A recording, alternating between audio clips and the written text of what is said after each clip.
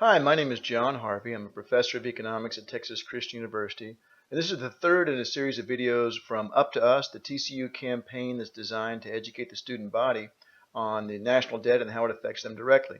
And in this part of the series, I'm going to talk about the economic impact of the national debt and the deficit. And there's two very basic, very poorly understood facts about government debt. The first is the U.S. government can never be forced to default on debt. The debt is entirely in dollars. It is absolutely impossible for the United States to ever be forced to default. When Mexico, for example, had trouble with debt in 1994, it's because the debt was denominated in foreign currency. Mexico can come up with as many pesos as they need, but they can't come up with dollars, and they can't come up with euros.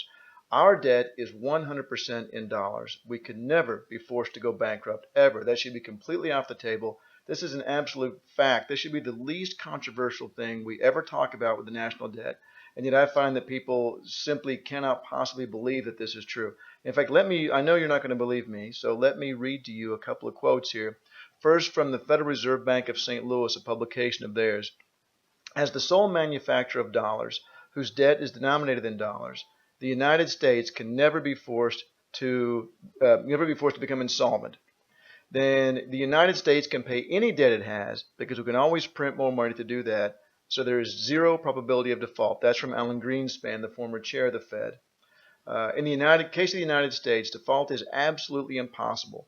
All U.S. government debt is denominated in U.S. dollar assets. This is from Peter Zeihan, who was the vice president of analysis for Stratfor, a strategic research company. And I'm going to keep on going because no one ever believes this, even though this should be something everyone takes for granted. In the case of the United States, in case of governments boasting monetary sovereignty and debt denominated in their own currency, which is us, it is technically impossible to fall into debt default. This is from Irvan Mahi, the European Asset Allocation and Options Strategy Advisor. And I'll give you one more. There is never a risk of default for a sovereign nation that issues its own free-floating currency and where its debts are denominated in that currency. This is from Mike Norman, who is the chief economist for John Thomas Financial. So that should be completely off the table. Any politician you hear talking about that, turn down the TV. The second really basic fact about the debt and the deficit that is very poorly understood is that the U.S. government's deficit is your surplus. Say there were only two people in the entire economy, Addison and Randolph, and if you don't recognize those names, then we're going to have to drop you from TCU. Let's say that Addison, whenever Addison spends money, that's going to be Randolph's income. And whenever Randolph spends money, that's going to be Addison's income. And if Addison spent more than he earned, then by definition, Randolph must have earned more than he spent. It's absolutely impossible for this to work any other way with only two people. If Addison has a deficit because he has spent more than he earned, then Randolph must have a surplus because he earned more than he spent.